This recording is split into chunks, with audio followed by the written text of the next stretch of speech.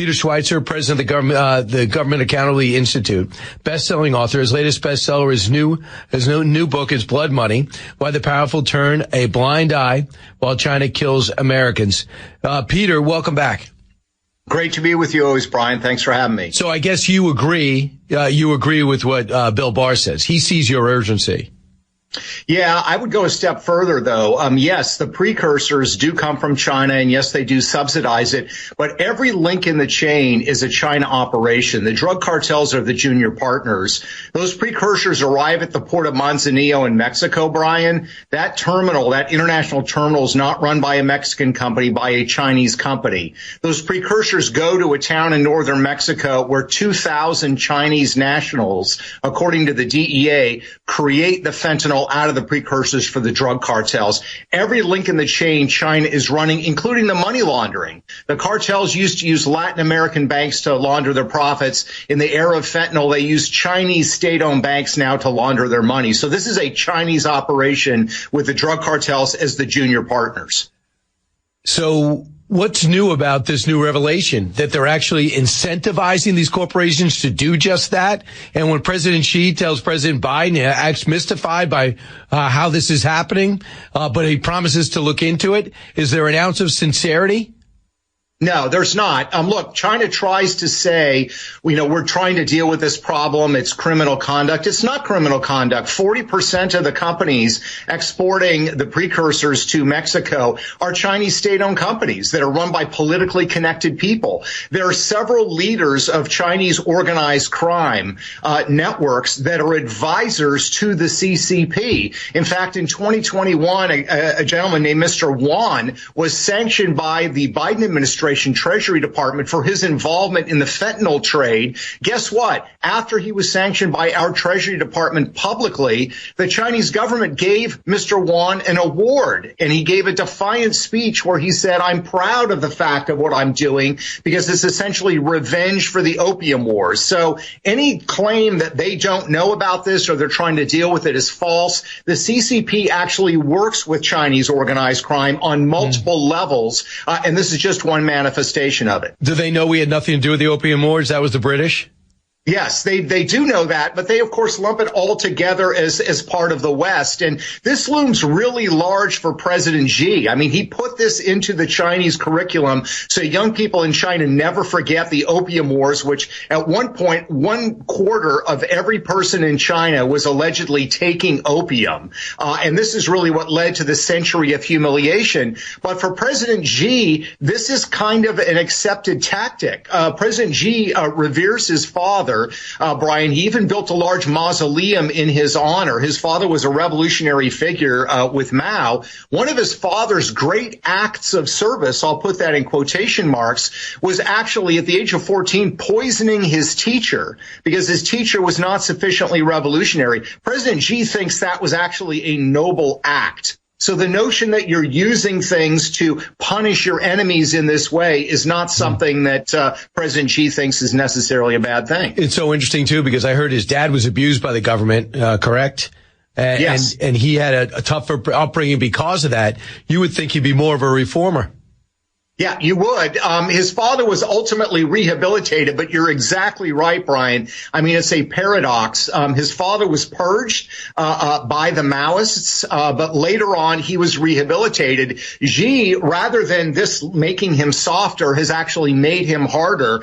You also need to just look at Xi's wife. Xi's wife is a very famous singer in China. The night after Tiananmen Square, when an estimated 10,000 civilians were massacred by members of the People's Liberation Army, President Xi's wife, to whom he was already married, she serenaded the troops that participated in that massacre. So this is a very, very hardened man and family. And you're right. You would think he would have learned some lessons from the repression of the past. He's actually learned the opposite lesson, which is to be hard and tough and direct. Peter, one thing about you'll take aim at Republicans, Democrats, wherever the money leads.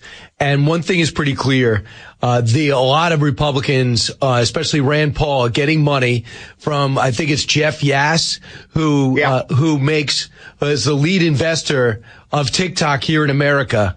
And now suddenly Senator Rand Paul, who saw China as a problem. Senator Rand Paul's like, oh, we're a free market. Let's not be afraid of an app. Let's leave TikTok alone.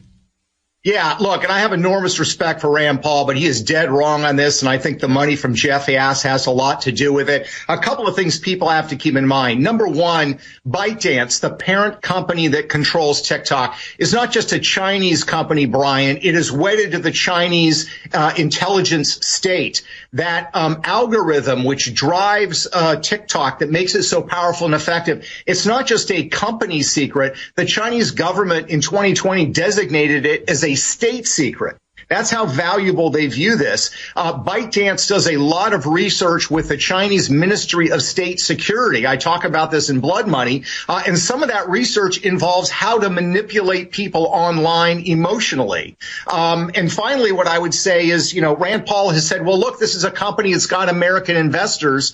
Fortune magazine has reported a while ago that all of the American and foreign investors in ByteDance signed an agreement that says if they criticize or disparage the company publicly, their shares can be taken away without compensation. So this is not a company in any regular sense of the word. And it's not just a Chinese company. It is a Chinese company that is wedded to the military industrial complex of Beijing. And people don't understand that. They said there's a Texas project, which means that they'll be able to keep our information here. Do you buy the Texas project? No, we live in the era of this thing called the World Wide Web, which means you can move data around on the internet. And just because you have some servers in Texas doesn't mean they can't make their way back to China. In fact, some former employees have already said that that has happened. But I think even more to the point, there are the data concerns, which we have to be worried about. But on the side of propaganda, one of the things I do in Blood Money, Brian, is I actually quote extensively from Chinese officials. These are military officials, propaganda officials, talking about how they are already using TikTok to manipulate the emotions of young people in the West. One military officer calls it the ultimate Trojan horse. In other instances, they talk about how getting young people emotionally wrapped up on online gives them the ability through TikTok to steer the direction of the views that they're going to embrace and the attitudes that they're going to have. So we may be debating here whether they're using it as propaganda. The debate in China is already settled. They're already doing it according to their own words. And they're lobbying hard as of this week to make sure the Senate never puts it up for a vote. But the House did the right thing with over 300 votes. And I believe legislation over the weekend could push it forward. So how surprised are you, and with my tongue firmly on my cheek, that the Secretary of State, Anthony Blinken, did not call out China from buying cheap oil from Iran? He said, we're going to sanction their drone program, go after their steel, but we're not going to go after their oil sales to Iran. To China.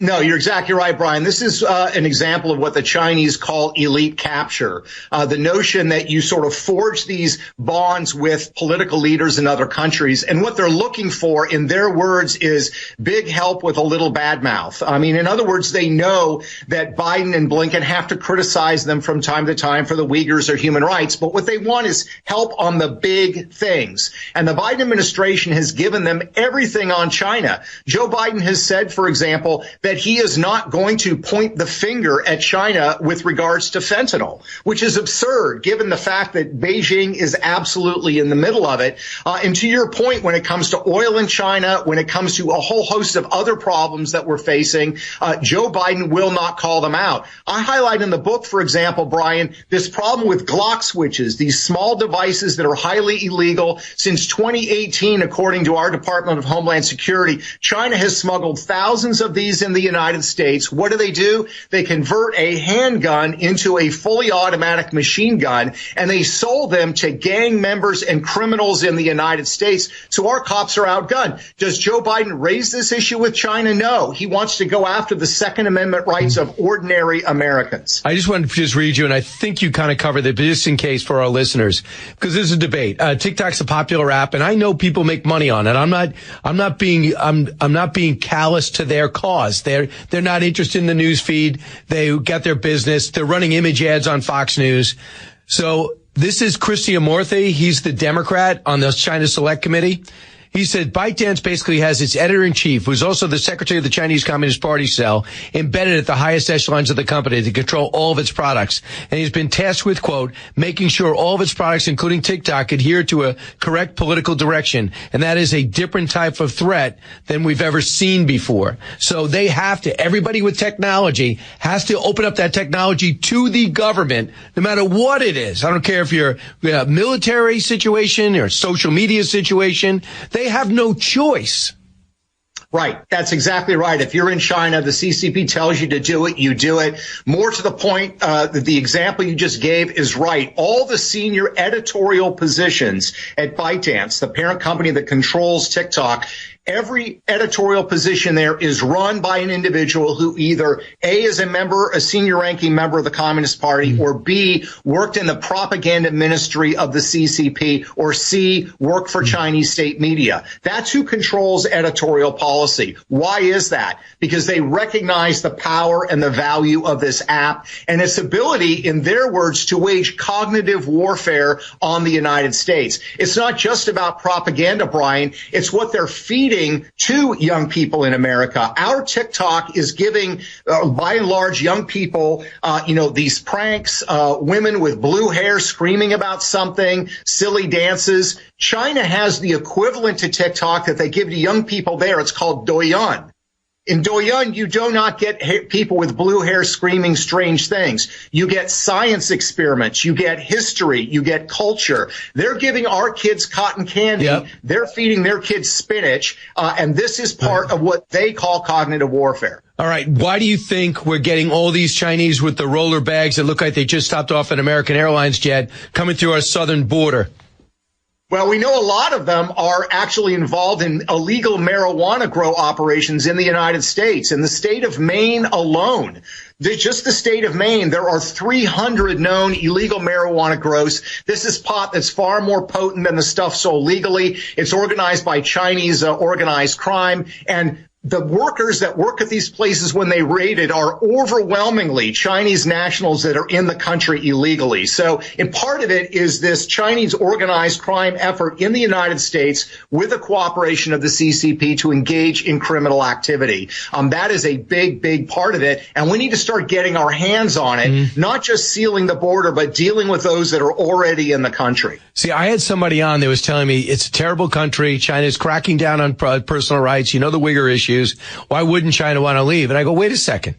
You can't leave unless they give you a visa. It's not up to you if you can leave, and they keep the rest of your family hostage. You know, we already know the drill. And I just thought to myself, maybe I'm missing something. No, you're not missing anything, Brian. And these smuggling networks in Central America are organized by Chinese criminal gangs. And the CCP and the Chinese organized crime have been working together since the 1980s. Deng Xiaoping, the leader, met with the triad leaders, Chinese organized crime, and said, look, as long as you're patriotic and you support the CCP, we'll let you do whatever activity you want overseas, and we will protect you. In other words, if foreign governments want you to come back to stand trial, we will protect you. And that is the alliance that has been in play from the beginning, and that is what you're seeing today. So somebody who is arriving in the United States from Mexico across the border got there through a smuggling network that was supported by the Chinese government. They're not here because they are dissidents. And they're not going through the Darien Gap. They don't look all grimy. They're not all washed out.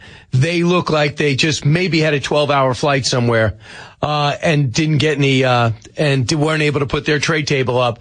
They look like they just did. They're checking in at LaGuardia. Peter, it's all in your book. It's all about blood money, why the powerful turn a blind eye while China kills Americans, at least 200 a day. Peter, thank you.